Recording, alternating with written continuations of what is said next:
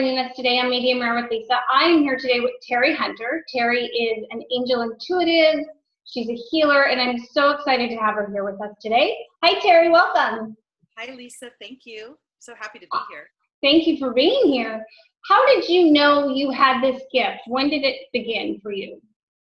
Well, I think it really began as a curiosity more than a gift. As a young girl, I always would see messages in the form of clouds and birds, and I don't know, I just was very connected to nature and always felt that God used nature to give us messages. And then when I was in grammar school, my grandmother got an interest in astrology. And as a result, she did all our charts and this and that. And my mom even dabbled with the Ouija board, which I will tell you, intuitively as a child, I thought was a creepy thing. And really, it is creepy. I still want to play with it, but I'm scared to.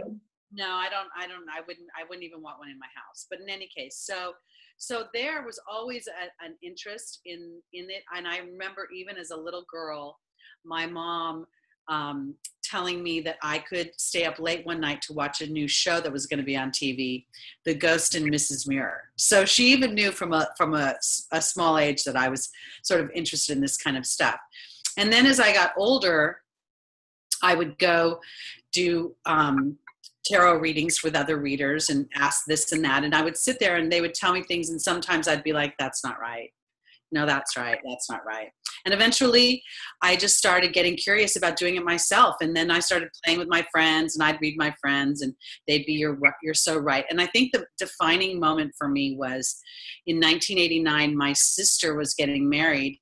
And in March, they announced they were going to get married in October in Cabo San Lucas, Mexico. And the first thing that came out of my mouth was, Grandma's going to fall down and break her arm.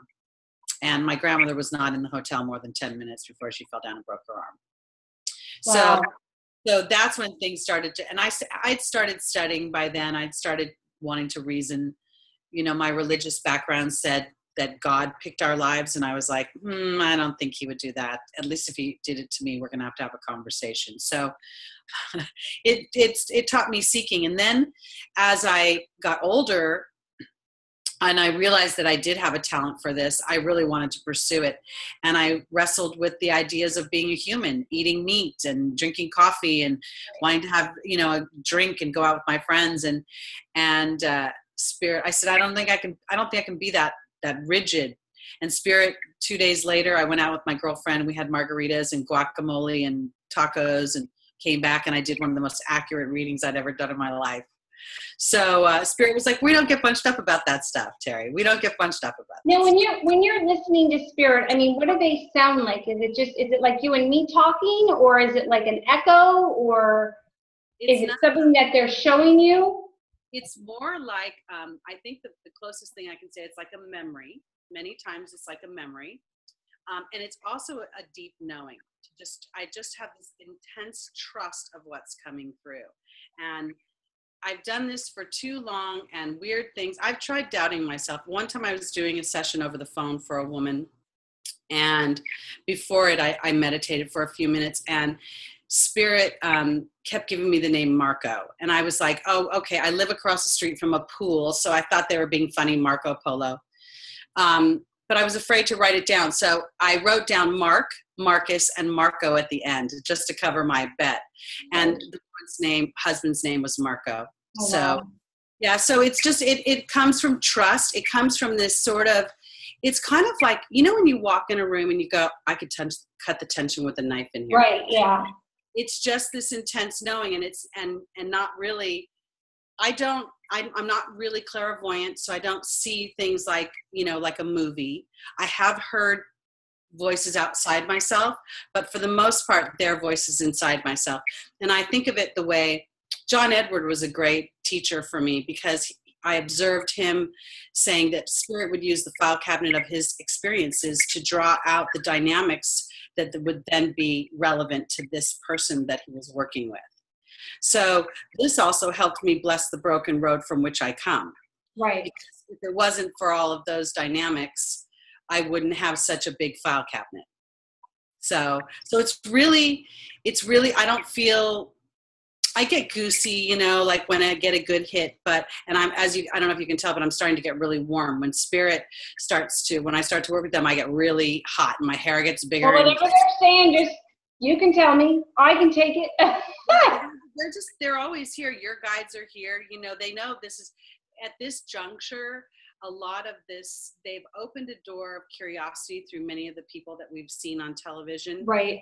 And now I think they're really ready to move into a place of educating, which is to see, it's sort of like, you know, there are elements when you swim in the ocean, there are certain dynamics that are in play. When you're on land, there are certain dynamics in play, and energetically there are things that are universal, and nothing spirit wants more than for us to enjoy the creation and utilizing those laws for our joy versus our. Now, if we have guides and spirits and we have, you know, even family members who have passed, and we want to know who our guides are, and we really want to have that connection with spirit, what are some things that you suggest or can tell people to help them get there? Well, the first and foremost is meditation. And meditation, I think, takes many forms. I think there's the receiving of information meditation. I think there's the deliberate creation where I'm telling them and putting my order in. I believe there's meditation through movement. And, you know, and being out in nature. So if I'm really wanting to meet my guides, and how I did this was I did meditation, and it took, I would say, it didn't really happen in one session. It sort of took, it was revealed over a series of time. So I met my master guide first, and it's sort of a, like, when you go into meditation and you concentrate on your breathing, initially you'll start thinking about the laundry, you'll hear the gardener outside, you know, there'll be the noise, you'll get an itch. It's persevering through that. And I think that takes maybe days, just every day to sit down, give yourself 15 minutes and just flow with the noise. At some point, there will be a little in-between space where you'll see almost like a dream. It's like you know, it almost feels like a dream. And that's how I met Joe the first time. He's a very tall African-American man, very dark. And for some reason, I believe he was an orderly in an insane asylum that I had been. Well, this is one of your spirit guides, correct? Yeah, I believe this is my master. So they will tell you what their name is, and yeah, but I asked, you know, so like I'm having a mental conversation, and there is no hardcore proof, to be honest with you. You're going to have to, the person is going to have a certain amount of faith in the information that's coming through. I will tell you this. Your guides and your angels will never berate you. They will never say anything negative to you, that you've done something bad or you're awful. All they will ever illuminate or say is illuminate possibilities for different ways of thought that could create a different outcome. So that's how you'll know because initially Joe sounds just like me in my head. He's just intensely more loving than I am, very protective of me, and makes me feel very safe throughout this lifetime. And I do believe in this lifetime I am to experience the joys of my spirituality versus in past lifetimes when it might have been persecuted. Now, have you explored your past lives? I mean, do you know the things or places you've been? And if people come to you and want to explore their past lives, are you able to help them with that? Well, yes, and I can touch on that, but I want to go back because it's not just Joe. I have a team. So I have to tell you this because this was kind of funny. When I met Joe, it was pretty good, Joseph and everything. But when I met my next two guides, I had a little bit of a moment. My ego jumped in because I met Mary and David. And I love how you have men as guides. It's great. What? I love how you have a lot of men as your guides. I do. I actually do. I didn't think of that way. I never thought of that. Energy. But in any case, it was interesting to me because initially in my class, a lot of people were getting very ethereal, very flowery, kind of weird names. It felt alien. And here I am getting basically, Jesus, Joseph, Mary, and David. So I was kind of laughing about that. But like later came to learn was that Mary is my grandmother and she had the gift. And she lived in Scotland. And so she was with me while I helped cultivate my gift. And David was her brother who had died before my father was born. And she didn't speak of him. He died very young, and it was very hurtful for her. And he was there to remind me to be joyful rather than always concentrating on the challenges. And then I have a team that is in shadow, and I met them 25, 35 years ago now, and they've never come out of shadow. And I've never felt a need to query them further. I think they may be from another realm, another dimension. I think they're very strong and powerful again. And I think they're like of a wise counsel. So for me, the nitty-gritty details of who, what, why, and who they are, they faded away very quickly because the message that they had dominated me. So to refer to the past life thing, according to another reader for me, I've had 718 lifetimes in the earthly experience. Wow. Yes. He says that does not count all the other realms that I've lived in. He said, I'm a very old soul, and it's not always so pleasant, but he says he said to me that after 300 lifetimes, it doesn't become so much about our own lessons as much as it may be about facilitating the grander good for all. So I've had quite a few lifetimes that have been challenged. I've been slaves. I've been this and that. So it was interesting to look back on it. I have people who've come to me who have had influences from past lives affecting them in this life. I think there's a trigger. Right. I'll say this, it depends on how much they want to explore their past lives. I will say this, I try to encourage them to do it from a place of fun and curiosity versus seeking to find the impetus of a problem. Because a problem can shift as simply as changing that thought process. Okay. And I know that sounds simple, but it isn't. Yeah. So now, does everybody have, I mean, I'm assuming we all have different amount of guides. Somebody may have 5, somebody may have 50, and then I'm assuming that they're the same guides that stay with you from each lifetime, or different? Well, I think that differs because I think that our intentions may differ depending upon, I think of it this way in many ways, Lisa. It's like going to university. You don't have the same teacher for each one of your classes. You go to somebody who has an expertise in this or that. And then once you've mastered that skill, depending upon the level of mastery that you want, right? Then you move and you go to the next person. I do think we have a master guide and a master angel that is assigned to us for life, as our guardians, kind of like parents. And then as far as a team goes, I do think they vary because, I'm sure Oprah's got legions of, Can we all have Oprah's guides? We'd be like, amazing. Exactly. Not that they would be of any higher vibration than anybody else's guides, but just because her mission is so big and her tentacles reach out so far. So it is very fun. I think my guides have an incredible sense of humor. They really sometimes I tell you that they'll never say negative things, but they will get up my grill sometimes. Like You go on. Well, I was going to say, I remember I've been upset sometimes by a human experience before I'm about to go into a session, and I thought I needed to reschedule it. And they would say, oh, no, you don't. And that was to show me that I could shift my energy and stand in that space.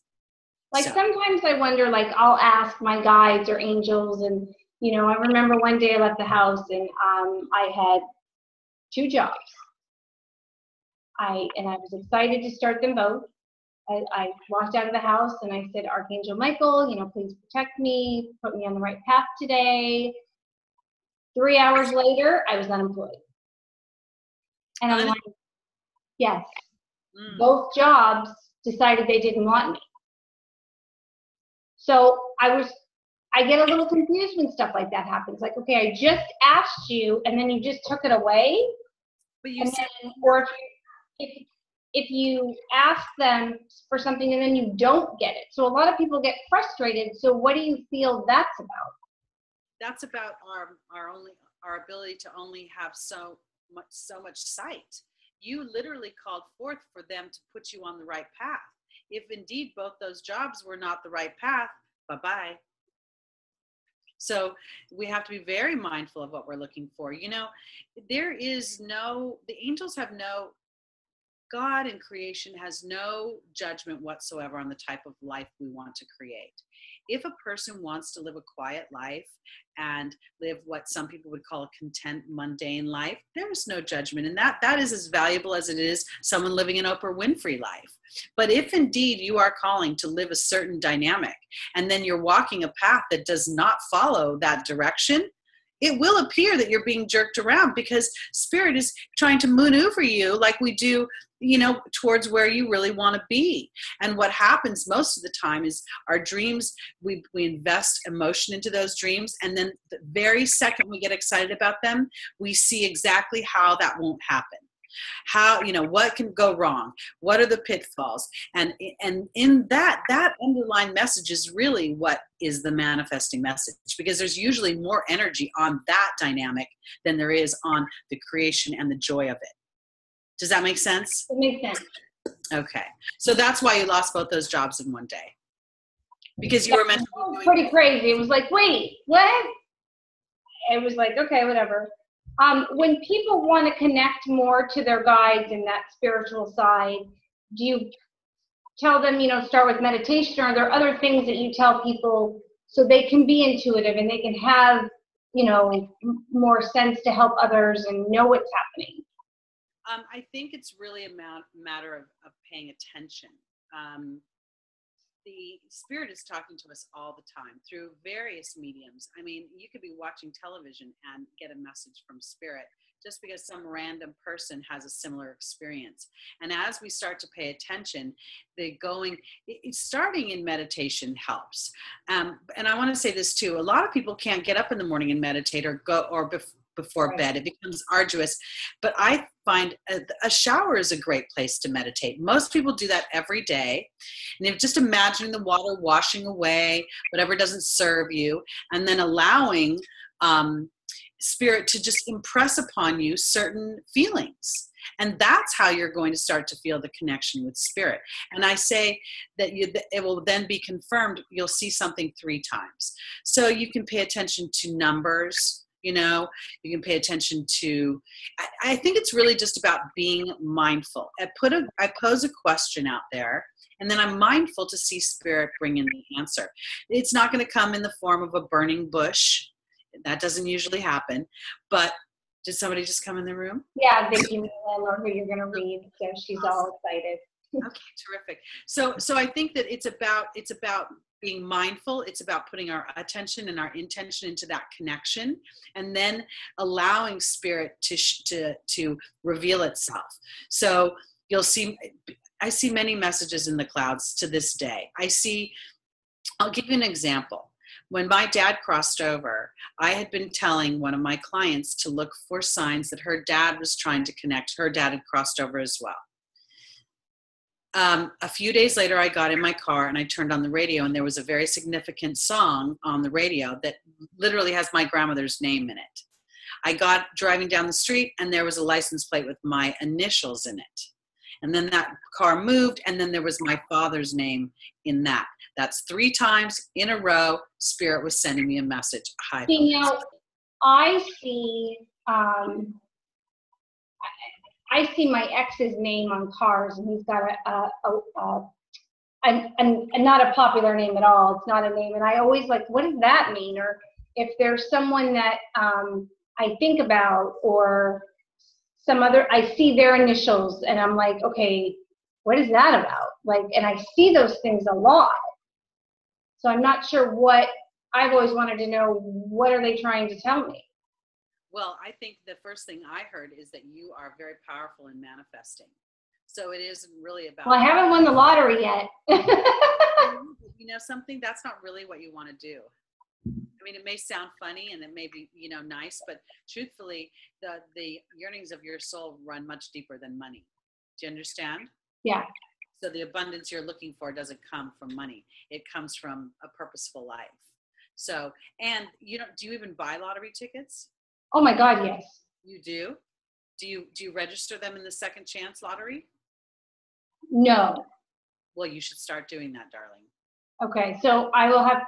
You keep your scratchers, you register them, you keep them in a drawer somewhere and never throw them away, because the games can go on for years. And once the games are over, they do the second chance drawing. And I have a client who won $200,000 in the second chance drawing. Well, see, I never do the scratch off tickets. I always do like Powerball, a quick pick, or Mega Millions.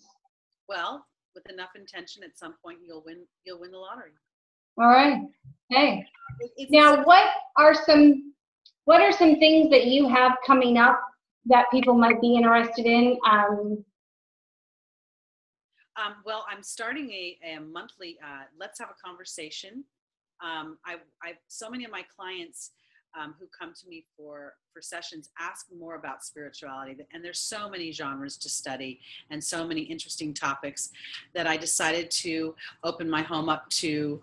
I mean, I can fit about 10 people in here, and we're just going to have a conversation and kind of kick things around. It was really fun. This is going to be my first Sunday, is going to be this Sunday from 4 to 6 Pacific time. And I do want to open it up to people on Skype if they're interested in joining in. There's a $20 love donation. If it's Skype, then we make the arrangement for people to pay through PayPal ahead of time. But I'm hoping, the idea is to create a space for people to ask those questions that they're just unsure of. Right. Not so much about their personal lives, but about in general how things work. And it's my idea that we just start to get a little curious about things, and then to do a little bit of experimentation. A lot of these concepts, like for instance, manifestation, winning the lottery, it really comes down to a person's ability to believe that they can win, and then they draw in that experience. If indeed, it's funny because the gal that won the lottery really doesn't have any issues about money. That's not her story. She's, we all have an issue in some genre, but money's not hers. So I thought it was really funny that she won the lottery because she had no attachment to not winning. Right. Does it make sense? Yes. So that's why I'm doing that. I also have created a meditation deck. I'm actually finishing up the artwork right now with my artist, working on the artwork, I should say. And my intention for this is, again, to help raise consciousness. So rather than being a divining tool or an oracle type of deck, it's going to be something that Spirit uses as a tool to raise the consciousness of the querent. So if you're having a challenge of some kind, you would say, you might say, I really can't get along with my mother right now. What is going on? You'd fan out the deck and then pull the card, and Spirit would ask you to reflect upon this dynamic in yet another form of your meditation, quieting your mind. How am I participating? Whatever the question may be. So that way we can start to really see the correlation between our thoughts, which are our beliefs, our beliefs create our thoughts create our actions. So when we go into a situation thinking someone's going to be challenging, guess what? They're challenging. Right. Now, if Spirit says something to you about someone that you don't know, if you're at a grocery store and they want you to go up to someone, do you do it or do you pass on it? Spirit doesn't do that with me. And many teachers I know would say that is an extremely challenging dynamic, because one of the things that I have my clients do before they come see me is to write their questions down on a piece of paper. It's not because I'm going to see this list. I have people over the phone do it. It is an invitation to your guides into the space to get their advice. We're really not, and maybe that's the difference between being a medium and doing what I do. I don't have dead people chasing me around town. You're not the Long Island medium, basically. Not the Long Island medium, but I will say I have had dead people come through, but usually it's only really in session. When I go out, I'm not on. You know what I mean? I don't want, and I live in a small town. I don't want to be. Yeah, I don't want to do that. I don't want to do that. Although I will say, at the occasional party when my guard's down. And what happens is this, I don't necessarily bring dead people through, but I can remember being at a party a couple of years ago, and there was a couple sitting there, and I could hear Spirit saying, he doesn't appreciate her enough. he could be nicer to her. He loves her, but he doesn't show it to her very much. And then, of course, I'd had just enough wine where I said, you don't appreciate her enough. Good girl. Now, do you ever, like, if Spirit talks about, you know, a friend of yours and she just met this guy, or, you know, do they tell you she shouldn't be with him? I mean, do you do that? Do you cross that line or no? With family and friends? Well, I guess in some ways I might have crossed it in the past inadvertently, which has taught me not to cross it again. I find with friendships, one of the challenging dynamics is in the beginning, they're very excited to hear all the insights and all the opportunities, but when it differs from what they want and the outcome is not favorable, they tend to step out. They tend to step away. So I had a friend, and I will say friend, and she was going to make a career move that was a crab crawl.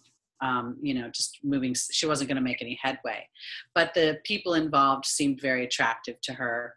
I felt that was going to be a big problem, and so the friendship has never recovered from it. And the guy was a big problem, and it took her sideways. And then there's other things I told her that may present a challenge for her down the line, and I don't think she wants to look at it. Right. So that's why I tell people it's so important for the money exchange, really. You know, when someone's coming and they pay for a session, they're more willing to look at where they're. Yes, exactly. So go on. Yeah, well, it's kind of sad because, you know, initially I go into this feeling I'm trying to help, but sometimes it may come across as bossy. Yeah, but if you have that gift, I think that people need to be respectful and understand, you know what, you're getting messages from another side. And so you're just telling people what you're hearing and what you're feeling. And if you don't want to know the truth, then you shouldn't be going to get a reading. Right. And that's why I don't read friends anymore, because friends, I mean, I suppose if they wanted to pay, I'd be happy to read for them, but I don't just do it anymore like I used to in the beginning, because right. If you tell them something they don't like to hear, then they get mad at you. Right. They do get mad at you. So I don't want people mad at me. All right. So we're going to take a quick break. And then when we come back, Teri is going to read Miss Vicky. Yay. Hi, you guys. We are back. And Teri is going to read my friend Vicky. So I'm going to turn it on over. Hi, Teri. How are you? I'm well, Miss Vicky. Very, very nice to meet you. Same here. So I quickly did your life path number based on your birthday, and you are a 303. So I would say, this is before you ask me any questions, I would say to you, Miss Vicky, you have a little bit of the gift yourself, don't you? I think so. I think you do too. And I think it's kind of funny because you play with it in a funny way. You would do it with your family, your friends, your neighbors. It's almost like a little bit of, do they say Vicky's a know-it-all sometimes? Oh, all the time. Well, you know what? You are. I want to validate that.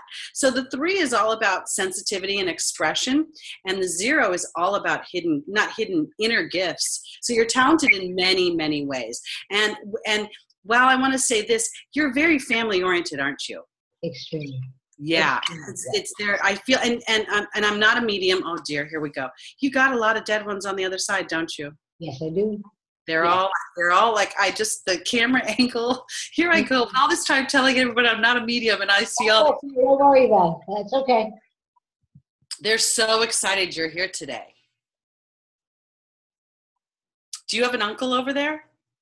I have an uncle. Nobody, he wasn't really as close to me. No, I do have an uncle that's there though. Yes, very much. Doesn't matter. I want to say this. Did this uncle have rounder features? Like yeah. Your head, like Charlie Brown head?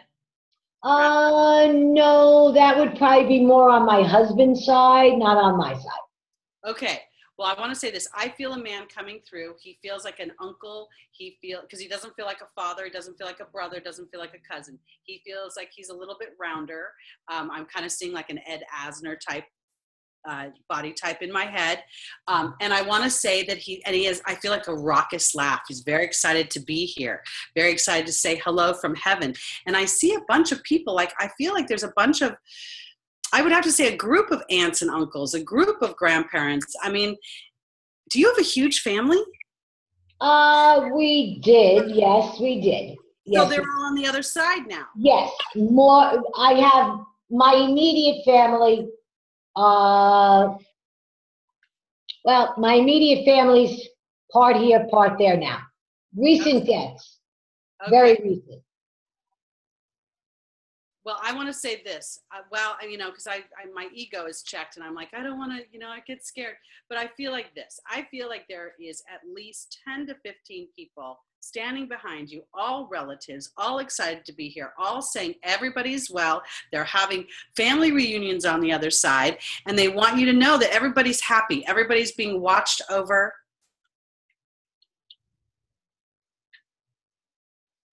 This man feels like the ringleader. It's like he's the one who, it's like I don't know, has he been gone the longest? I lost my father when I was 6, but my father was a very handsome man, and he would look more like a Tyrone Power. There would be no mistaking my father. Yeah, no, this guy doesn't look like Tyrone Power. No. And the man you're describing in an Ed Asner sort of a way, I don't know anybody like that. I want to say this. I may be getting you bunched up on the Ed Asner look. This man feels round-faced, round-nosed, a little bit of a round belly. So he's a full-figured gentleman, and he just feels and maybe he's coming through like that to me because he's very happy, very jolly. He seems to be heading the show, and I feel like and I just want to, because I don't want to go on in this any further. I want to get to your questions, but I feel like what he's saying is everybody's well, everybody's happy, everything is good, and everybody's watching over you. So you've got people watching you. I'm sorry, because I just lost my sister Pat about 6 weeks ago. 8 weeks, 6 weeks ago. My brother passed a year and 6 weeks ago. 2 years and 6 weeks ago. My mom's anniversary is coming up in August. My sister, it was a tough blow for my sister to lose my sister and to lose my brother, naturally. My mother, of course, but that's 19 years ago. And then her sisters, and my father passed when I was 6. That would make sense to me. Like just a ton of people behind you, a ton of people who love you. And I want to say this too. You were closer to your sister than your brother? Yes, because we lived much closer, but my brother and I are dynamic. It's not to take away from the relationship. It's just the way that because I feel like your sister is the first one who's going to step forward, and you're going to see physical signs of her. You're right. I have. Okay. So pay attention to that. Pay attention, because the more you pay attention to it, the easier it is for them to. Yeah, Pat's a very strong force, an extremely strong force. How is she showing up? How is she doing? I just feel her. I mean, okay. I woke up, which was different. I was put in charge of both my brother's estate and my sister's estate. Let me interrupt you, because I don't want you to tell me too much. When it comes to Pat, for some reason she's showing me feathers. And I want you to pay attention to feathers and wings. And can you hear me? Yeah, now just repeat what you said. I'm so sorry. I feel like she's showing me feathers, and they're not going to be like big black crow feathers. They feel like soft, lowly feathers. So I want you to pay attention to her, because did she pass of cancer or a long illness? Yes. Okay, because I feel like, and again, I got the goosies. She's excited. Not that I hate to take away from the human grieving experience. No, that's quite all right. Really excited on the other side. It's like I knew she would be. I knew she would be. Yeah, no, I knew she would be. So to me, it's like now she's going to continue, because of your sensitivity, because of this, she's going to continue to show you over and over and over again. Mm-hmm. Have you had a dream about her yet? No, but I feel her with me always. I haven't had a dream about her yet. It's funny. The people closest to me, my brother, I did not have a dream about. Everybody else has dreams. No, I don't dream. I don't understand it. Everybody sees them in their dreams. I said, how come nobody comes to me? I mean, I'm the one that was closest to this one or closest to that one, and yet you're seeing her in the shower. You're seeing her over here or over there. Just funny, that's all. But I do feel Patty. Okay, I'm going to tell you this.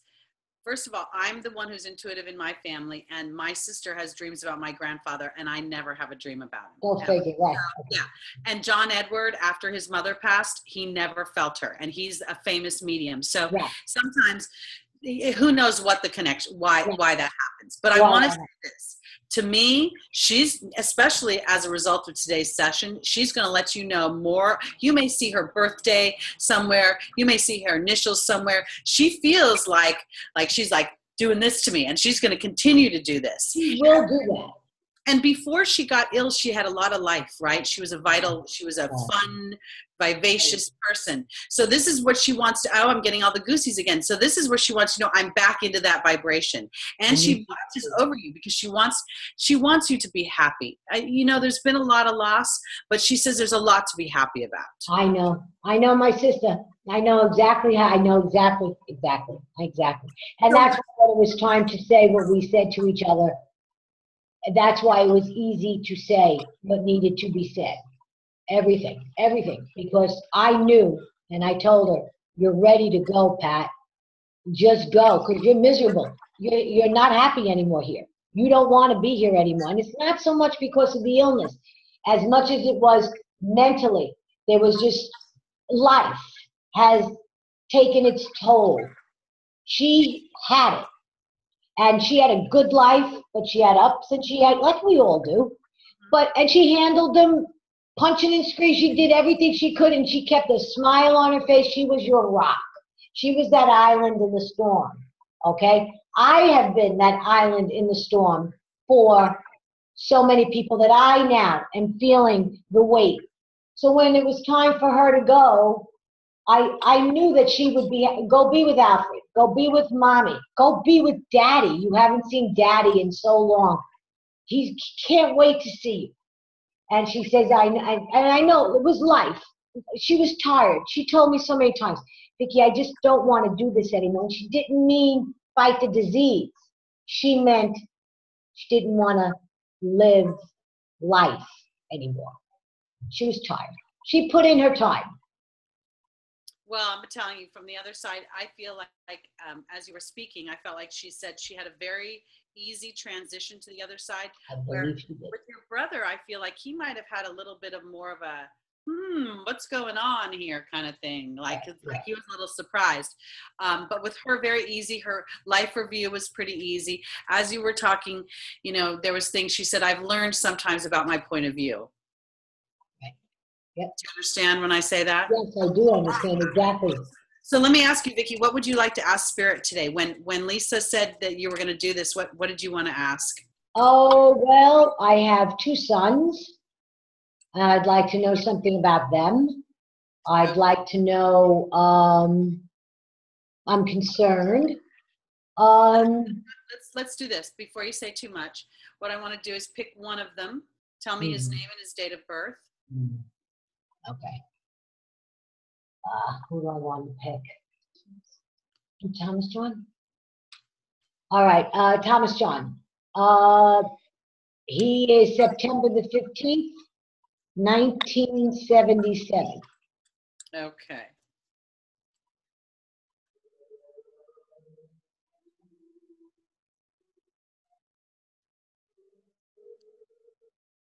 Okay. So what I'm going to do here, I want you to think about Thomas John, and I'm going to, using my angel deck, I'm going to pull 4 cards out on his behalf. What I'm going to do is I'm going to fan my hand over the deck, and I'm going to say card number 1. And then you're going to tell me when to pull the card. And we're going to do that to 4 cards. Are you ready? I am. Card number 1. Go. Okay, excuse me. Card number 2. Go. Card number 3. Do it. And the final card. I'm ready. Is he married? No. Is he with a girl? Does he have a partner? I would say Never mind. Don't say anything. Okay. That's a clear enough answer.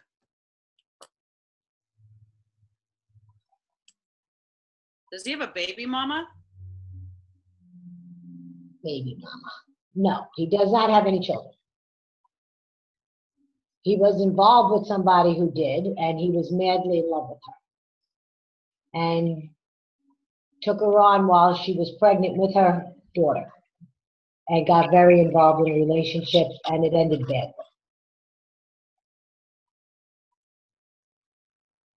Is he still mourning that relationship? I think he is. Well, I'm going to tell you this. This is very favorable. That's too bad. It's too bad? Yep. Why would it be bad that your son has a favorable reading? No, I don't like the idea that he's with this woman. Oh, he's still with her. No, I'm saying if you're seeing that it has a favorable coming to be again, doesn't make mother happy at all. Well, the first card is Serafina. She represents a happy change to the family, and she's holding a baby. Good. That's a good thing. Maybe he'll meet somebody. I'm going to say this. To me, I thought this was somebody new. I thought this was a new person, because what I thought, the first thing you said was that, yes, indeed, he took on the role of being that child's father in his heart. Yes. But he's not going to put himself in that vulnerable space again to have the steel door shut on him. Do you understand? That's a good thing. Because did the woman use the child like a weapon in some ways? I believe she did, yeah. That's my opinion, not his. He's stupid. Well, let's not He's say very intelligent, but woman-wise, dumb as in stump. All right. Well, I wouldn't say, Spirit wouldn't say that. Spirit would say he has an opportunity to see his light in the midst of their vibration. He certainly does. Now, let me tell you, this is very favorable for him. So this is the thing. I believe that at this juncture, remind me, when is his birthday again? It's September. He's a September 15th, 77. Okay, so this is Serafina as a happy change to the family. I believe that if he hasn't already met somebody, I believe he's going to meet somebody new. Okay, and I believe that he's ready to settle down. He's ready to have that relationship. I think that in many respects, this woman is not really, the woman of the child is really not significant as much as the experience of the child triggered him into. That is absolutely 100% correct. Okay. So the next card is Rosetta, and Rosetta is talking about him having a gift with working with children. So I think he's going to be an amazing parent. And I don't think he knew how much he wanted children until he had this idea and how important it was to him to be a father. And it really is important to him.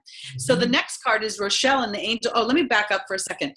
The first card is the foundational position. So I want to give Thomas John, I want to give him kudos. I know you've been hurt, and I know you still have a tender spot for this woman in your heart, but I also know you're a smart guy, and he is a smart guy. He doesn't have to hate somebody to walk away from them, okay? And I think that's important for his well-being. So that's where I believe a new person is coming in, and I believe that he's being very intentional about wanting to meet the right person. You don't want to date any more wrong women, okay? So then in the opportunity or the obstacle, we see the child card. Now, I'm going to say this too. I don't think he wants to continue a relationship with the baby because I think it's too vulnerable of a place, and she wields too much power. She uses it like a weapon, so he's going to step back because it's not good for the child. It's not good for him. It's not good for how he wants to show up in that dynamic. Yeah, they've been split now for better than 3 years, 2 years. So. Oh, good. Okay. So then I want to say this. Then definitively, I don't think he's going back with her, no doubt. And if somebody's coming in very soon, because in the angels' advice is Rochelle. Rochelle is my favorite. I don't like to play favorites with the angels, but she's my favorite because she says, when I honor my heart, when I don't go into my head, but the things I really want, I bring them to me. And here is the victory card in the form of Omega. I want to say this. Does Thomas John keep his personal life kind of quiet to you? Does he? Yeah. I suspect he may already have somebody that he's interested in, but he's not going to say anything to anybody until he's sure it's a done deal. And I want to say this because what does this make him? 36 something, 30 something? How old is he? 39. 49. I've been out No, of high school. 39. He'll be 39. It's killed me. I'm like, I've been out of high school for 49 years. I graduated. No, believe me, nobody feels as bad about his being 39 more than me. Hey, Yep. look, be happy you're here to see that. I'm going to say this. I would really like you to, you say sometimes he's stupid with women. I don't think he's stupid. I think he's really loving, and he tries to He is adoring. He's totally adoring. He does so much. And in this respect, I want to say this too. The good news is he's not jaded by this. He's really not jaded. He's not. He doesn't do that. That's not it could be raining, pardon my expression, shit on his head. Literally. Okay? And he will come with the biggest smile, all right? Only when he's down, he stays off to himself. He doesn't bring it into the room with him.